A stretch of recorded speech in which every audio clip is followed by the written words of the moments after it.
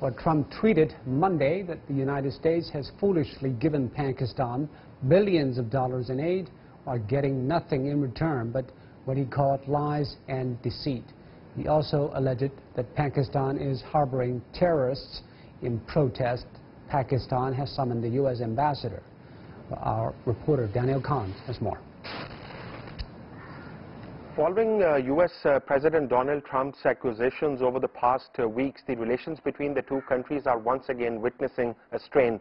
There have been a series of severe responses from the Pakistani leadership. Responding to Trump's latest tweet, Pakistan's foreign minister said Islamabad will not do more after U.S. President called it a liar. He said Pakistan will respond to President Trump's tweet and will let the world know the truth. The timing of Trump's tweet at 4 in the morning has caused speculation, with some observers linking it to reports of a further escalation in India-Pakistan tensions. Reportedly, following this development, the U.S. ambassador in Pakistan was also summoned to the Foreign Office, and a strong protest over Mr. Trump's remarks was lodged with him.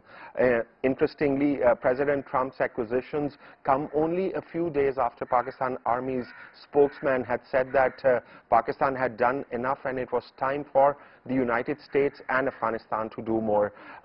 This statement from the Pakistan Army is the strongest ever reaction from Islamabad since Washington suggested a possibility of a unilateral action against Pakistan.